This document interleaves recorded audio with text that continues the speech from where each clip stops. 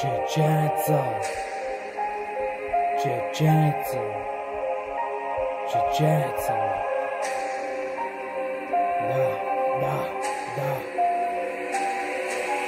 Не говориме на меко, гласа ми се слива бита, леко по леко, че ни влиза меко. Затова диша и полеко кеко. Живота ми е с трудности изпълнен, злобата ти винаги на ниво. Затова съм тук да я обърнем и лицето може да ти вдлъбнем. Мисълта почва да връхлита, бита, генг с песента полита. Силата ми е голяма, идва и те помита. Това съм аз, без милост, без жал. Влизам да разбия маските ви на този бал. Нека има камери и дронове, неоткриваем съм, презел съм всички склонове. Крийте се, че идвам с моите ловове. Да, кашици, офицери и войници, скачаме с големите амбиции. Не ни мразете, не сме политици. Да.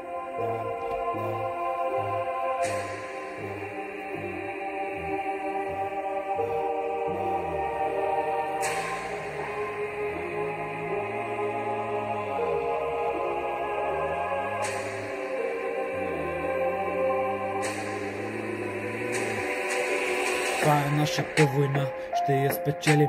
Тъмна е моята душа, няма да ви лъжа, чака ви кофти съдба. Легионери и гвардейци, влизаме в боя, защото сме армейци. Камикадзета, да знаете, не ни плашат, защото аз съм пастир, а вие сте пашат. Всички сме в боя рамо до рамо, минаваме, помитаме ви, а вие оставате с тъпи погледи само. Малко остана да затворя шибаната рана. Аз войник съм, за гърба на моите лъвове ще остана. Татко ме научи, няма задна, винаги в боя да бъда, дори да припадна. Няма вече страх, няма чувства, доброто в мен изчезна, душата ме напусна. Няма добро начало или лошо минало, живеем в настояще, което не е отминало. Малки с тежка диагноза, първо подарявам роза, после в катафалка те воза.